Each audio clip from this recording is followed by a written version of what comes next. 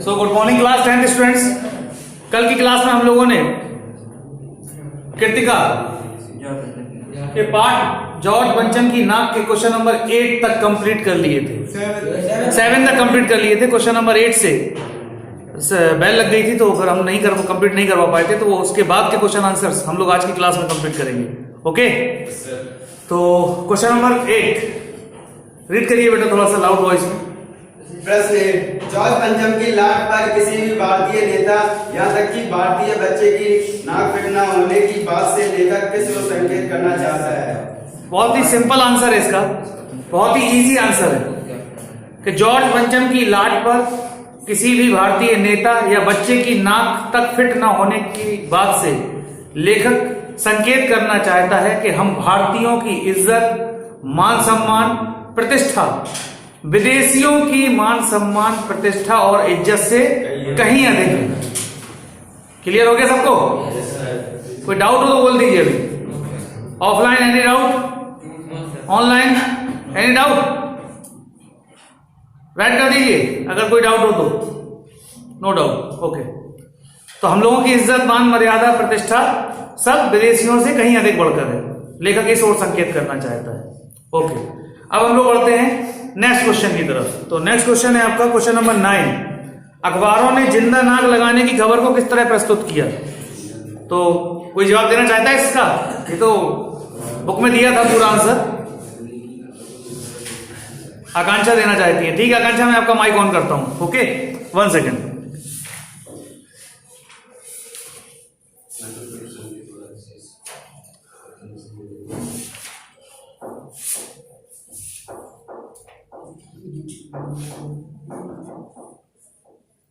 One second बेटा।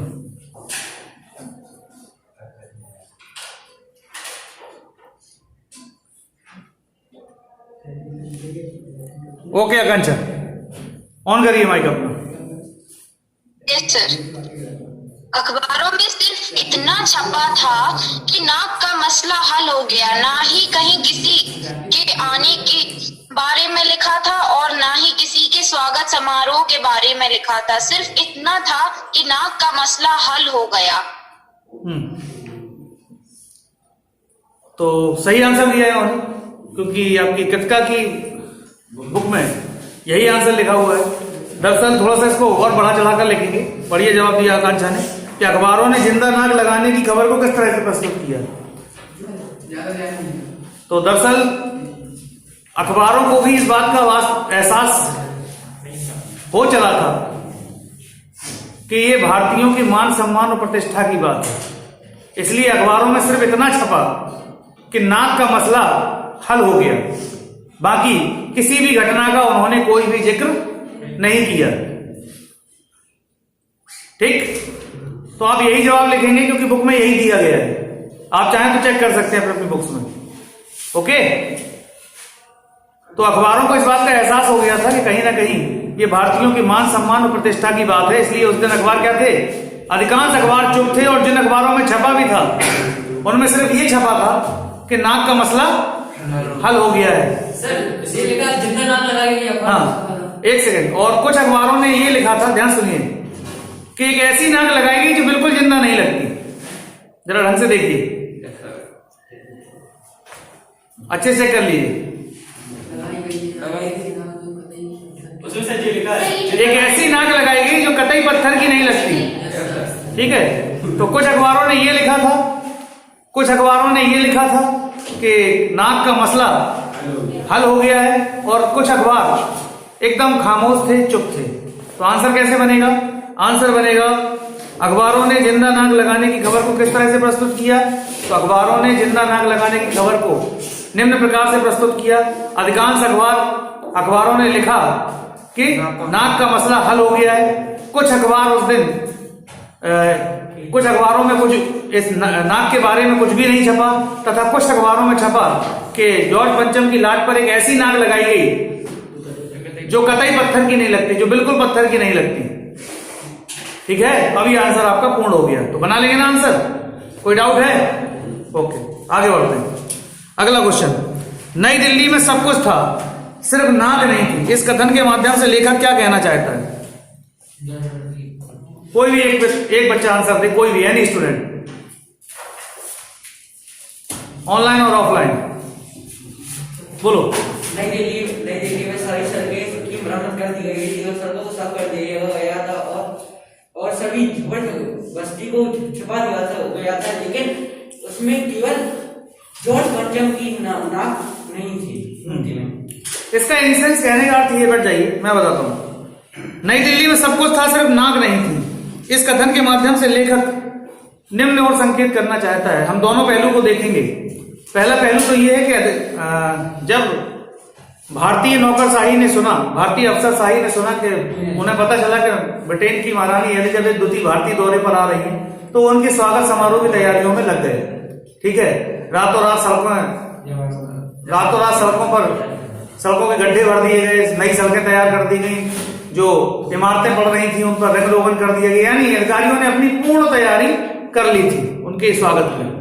अब केवल उनकी परेशानी का एक ही कारण था कि जो जॉर्ज पंचम की लाट नई दिल्ली इंडिया गेट के ठीक सामने लगी हुई थी, उस पर केवल नाक नहीं थी। ठीक है, तो अधिकारियों की परेशानी का सबसे बड़ा कारण क्या था? एक था क्या कि जॉर्ज पंचम की लाट पर नाक नहीं थी, और दूसरा परेशानी का लेखक ने दूसरी ओर जो संकेत करना चाहा है वो वह है, क्या है कि कि अंग्रेज भले ही भारत में इस समय नहीं है, या अंग्रेजों का मान सम्मान भारत जैसे देश में नहीं है, ये एक प्रत्यक्ष रूप से पाठ में नहीं आया है, क्योंकि नाक मैंने पहले ही बताया किसका प्रतीक है? प्रतिष्ठा का प्रतीक। और जॉर्ज पंचम की लाट पर नाक ना होने का अर्थ क्या है? कि उनकी प्रतिष्ठा भारत में अब नहीं है।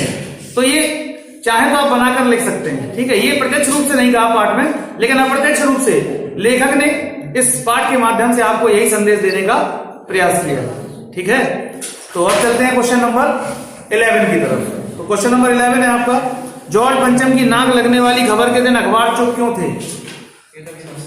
जिस दिन नाक लगाई जा रही थी उस दिन अखबार चुप क्यों थे? तो इसीलिए मैंने उस आंसर में इसको जोड़ा था। इसका सीधा सा आंसर है कि जॉर्ज पंचम की लाट पर नाक लगाने वाली खबर के दिन अधिकांश अखबार इसलिए चुप थे क्योंकि ये भारतीयों के मान सम्मान, इज्जत और प्रतिष्ठा का प्रतीक। नाक क्या थी? ये उनकी इज्जत, मान सम्मान, प्रतिष्ठा को कम करने वाली बात थी।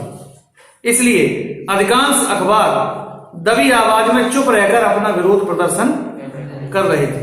ठीक है, वो एकदम से खुल के सामने नहीं आ रहे थे, लेकिन कुछ भी न छाप कर चुप रहकर एक तरह से अपना विरोध दर्शा रहे थे। तो आई होप स्टूडेंट्स के आपको इसके सारे क्वेश्चंस अच्छे से क्लियर हो गए होंगे। अगर फिर भी कोई क्वेश्चन है आपके मन में तो आप मुझसे क्लियर कर लीजिए अभी।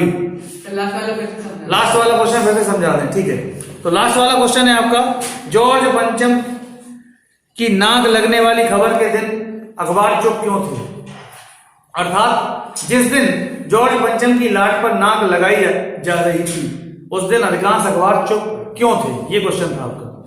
तो अधिकांश अखबार जॉर्ज पंचम की लाट पर नाक लगाई जाने वाली खबर ही तो था क्वेश्चन में, खबर वाले दिन अधिकांश अखबार चुप रहकर अपना विरोध दर्शा रहे थे क्योंकि ये भारतीयों के मान सम्मान और प्रतिष्ठा की बात थी, या भारतीयों के मान सम्मान और प्रतिष्ठा की बात थी।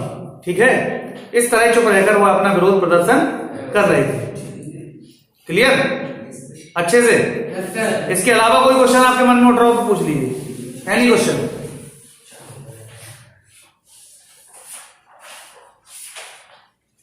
है किसी के मन में, ऑनलाइन और ऑफलाइन? पूछ लीजिए। ओके, तो इसके बाद आता है, नहीं है, चलिए आगे बढ़ते हैं। इसके बाद आता है लेसन आपका साना साना हाथ जोड़ी। ठीक है, और इस पाठ की लेखिका है मधु काकरिया। कौन है? मधु काकरिया। तो दरअसल ये पाठ एक यात्रा वृतांत है। कौन सा पाठ है? यात्रा वृतांत है। तो यात्रा वृतांत क्या होता है पहले ये समझ लीजिए। यात्रा वृतांत होता है कि जब आप कोई यात्रा करके आते हैं और उस यात्रा का विस्तार पूर्वक वर्णन अपने मित्रों के सामने या किसी और के सामने करते हैं, विस्तार पूर्वक बताते हैं उस यात्रा के अनुभवों के बारे में, वहां की सुंदरता के बारे में, जो भी चीजें आप डिस्कस करते हैं उसको यात्रा वृत्तांत कहते हैं। तो ये पूरा पाठ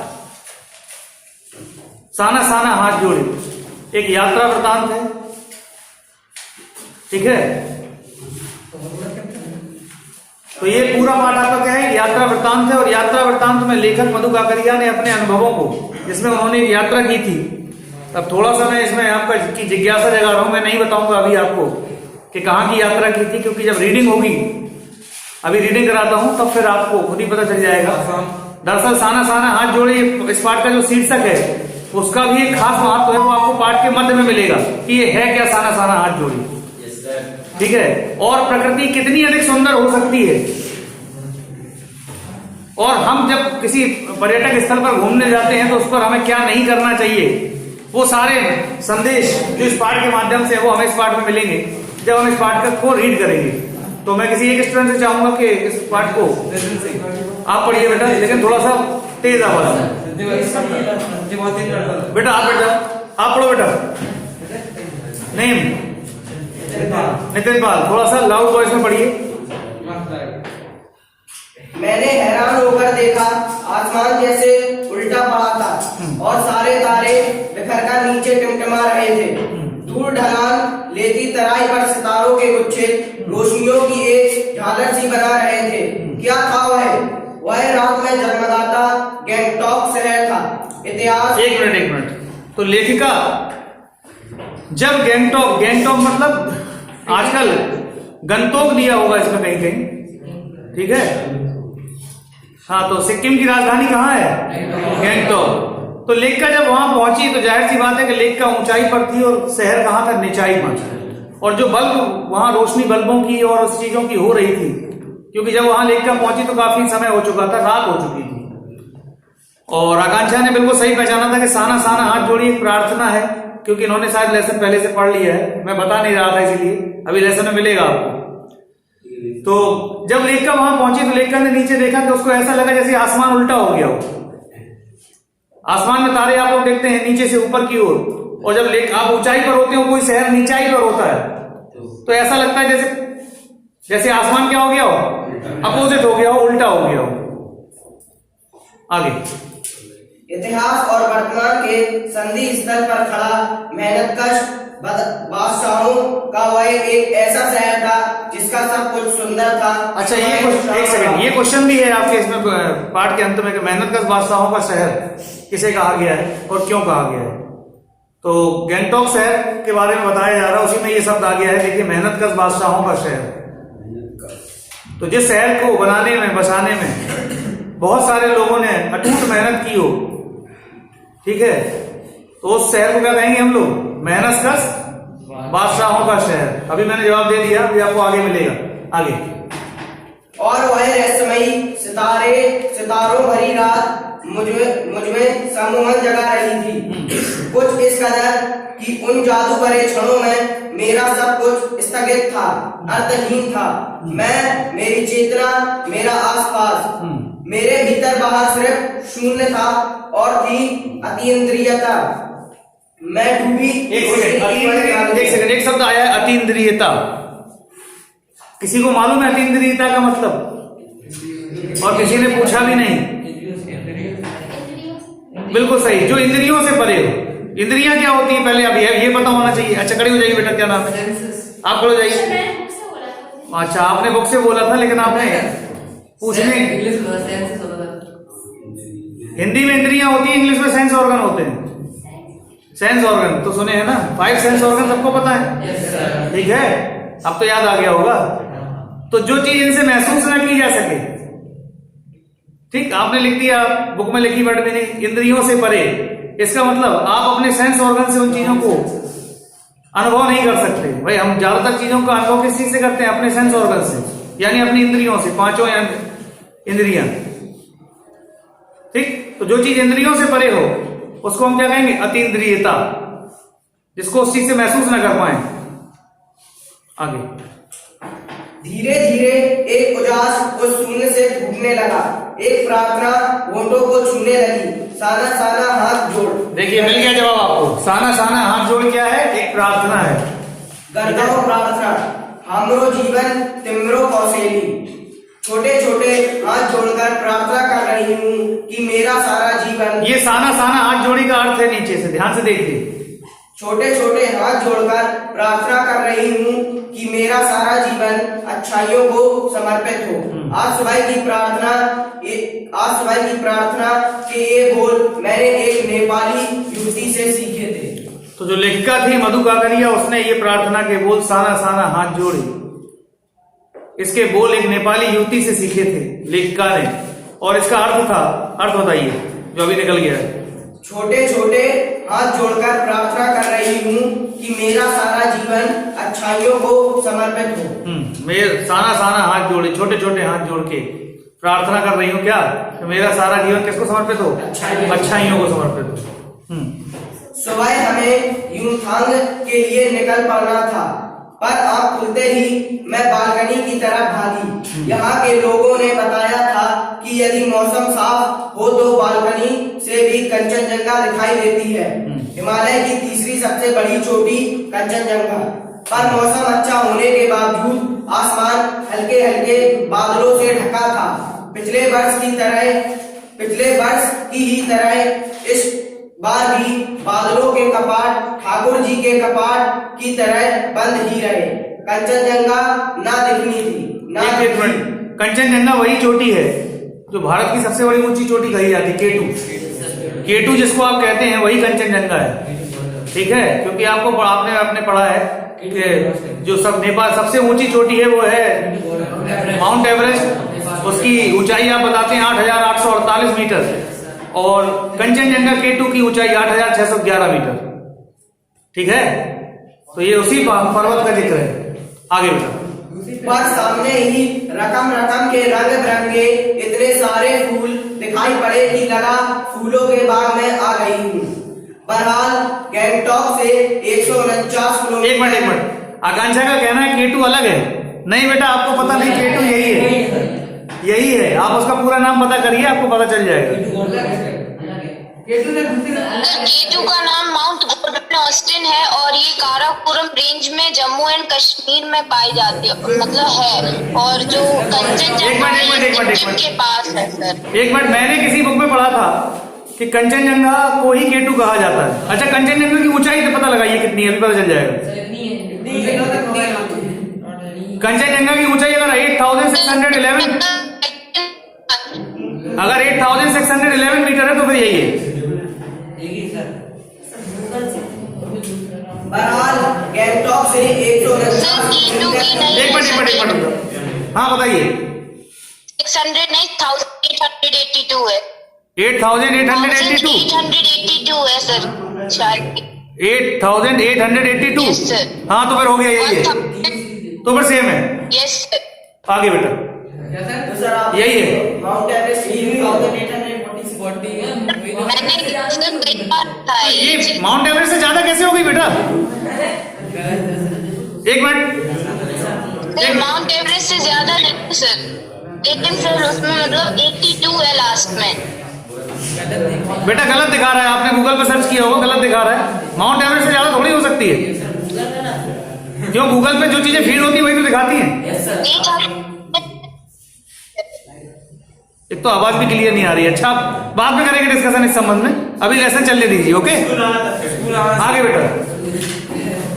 बहरहाल गैंगटॉक से 149 किलोमीटर की दूरी पर युमथांग था। युमथांग यानी घाटियां। सारे रास्ते हिमालय की गहनतम घाटियां और फूलों से लदी वादियां मिलेंगी आपको। ड्राइवर कम गाइड जितेंद्र नार्गे मुझे बता रहा था क्या वहाँ बर्फ मिलेगी। अच्छा, इस बात का क्या मतलब है? 1 सेकंड। ड्राइवर कम गाइड, ज्यादा शब्द दिया था। ड्राइवर कम गाइड जितेंद्र नार्गे, इसका मतलब जो गाइड का भी काम कर लेता था और ड्राइवरी भी कर लेता था। समझ में आ गया? तो जब भी आप 1 सेकंड, जब भी आप किसी न्यू प्लेस पर जाते हैं, किसी न्यू टूरिस्ट प्लेस पर जाते हैं, तो आपको चूंकि वहां की जानकारी नहीं होती, इसलिए गाइड आप लोग क्या करते हैं? किराए से कर लेते हैं, ठीक है? तो वो उसको पूरी जानकारी होती है और जानकारी होने के अलावा वो आपको सारे रास्ते उसे मालूम होते हैं। ठीक है, तो लेखा जब वहां पहुंची तो लेखा ने, मधु काकड़िया ने भी एक गाइड कर लिया जो कि ड्राइवरी भी करता था, और उसका नाम क्या था? जितेंद्र नार्गे। आगे या वहाँ बर्फ मिलेगी। सर कंचन जंगा की 8586 है। आगे या वहाँ बर्फ मिलेगी। मैं बचकाने उत्साह से पूछने लगती हूँ, चलिए तो। जगह जगह गदराए पाइन और धूपी के खूबसूरत नुकीले पेड़ों का जायजा लेते हुए हम पहाड़ी रास्तों पर आगे बढ़ने लगे कि एक जगह दिखाई दी एक कतार में लगी सफेद सफेद बौद्ध पताकाएं, किसी ध्वज की तरह लहराती, शांति और अहिंसा की प्रतीक ये पताकाएं जिन पर मंत्र लिखे हुए थे। नागे ने बताया, यहाँ बुद्ध की बड़ी मान्यता है।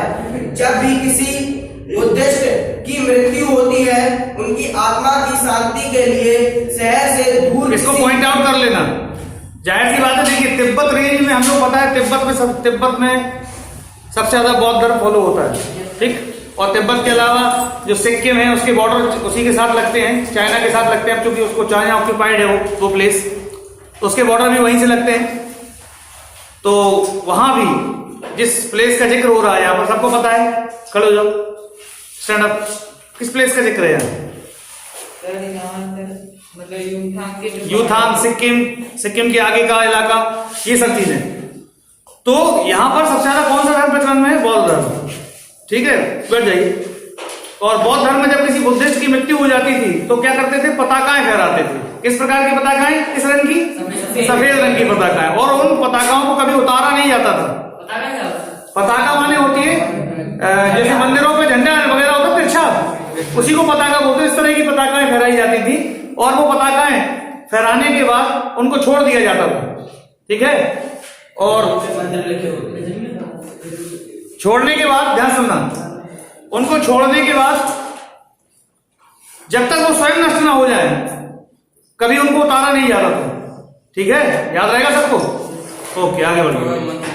आगे उसकी आत्मा की शांति के लिए शहर से दूर किसी भी पवित्र स्थान पर 108 श्वेत पताकाएं फहरा दी जाती हैं। नहीं, इन्हें उतारा नहीं जाता है। ये धीरे धीरे अपने आप ही नष्ट हो जाती हैं। कई बार किसी नए कार्य की शुरुआत में भी ये पताकाएं लगा दी जाती हैं, पर वे रंगीन होती हैं। जब भी किसी नए कार्य की शुरुआत होती थी तो रंगीन पताकाएं फहराई जाती थी। पॉइंट आउट कर लेना इस बात को, क्योंकि आपसे ये क्वेश्चन पुट अप हो सकता है कि जब किसी बुद्धिस्ट की मृत्यु होती थी तो किस रंग की पताकाएं फहराई जाती थी? सफेद। और जब किसी नए कार्यक्रम की शुरुआत होती थी तो रंगीन पताकाएं फहराई जाती थी। आगे नागे बोलता जा रहा था और मेरी नजर उसकी जीप में लगी दलाई लामा की तस्वीर पर टिकी हुई थी। कई दुकानों पर भी मैंने दलाई लामा की ऐसी ही तस्वीर देखी थी। तो दलाई लामा के नाम से तो सब लोग परिचित होंगे, ऐसा तो कोई होगा नहीं, ठीक है। नहीं पता? तिब्बत के निर्वासित धर्मगुरु दलाई लामा इस समय हिमाचल प्रदेश में शरण लिए हुए भारत देश में, ठीक है। और बौद्धों के धर्मगुरु दलाई लामा, ठीक है, याद रहेगा। दरअसल दलाई लामा एक पद है, दलाई लामा एक पद है, ठीक है। एक दलाई लामा जब समाप्त हो जाते हैं तो किसी दूसरे को उत्तराधिकारी बना देते हैं। तो ये वर्षों से चला आ रहा है, और चाइना चाहता है कि उनको लेके तिब्बत को में जो कुछ लोग तिब्बत में उनके खिलाफ बोलते हैं तो उनको एक्यूपाई कर ले, उनको ले ले। इसीलिए वो भारत से शत्रुता मानता है चाइना, क्योंकि भारत ने उनको शरण दे रखी है। इस समय हिमाचल प्रदेश के धर्मशाला में दलाई लामा रहते हैं, ठीक है। हाँ, तो आगे बढ़िए बेटा। तो उस समय क्या था कि वहां जब लेखिका गई तो उन्होंने देखा कि उस स्थान पर दलाई लामा की तस्वीरें हर दुकान पर, छोटी मोटी दुकान पर टंगी हुई है। तो बेटा अब बेल लग गई है, बाकी अब नेक्स्ट क्लास में। Okay, good bye.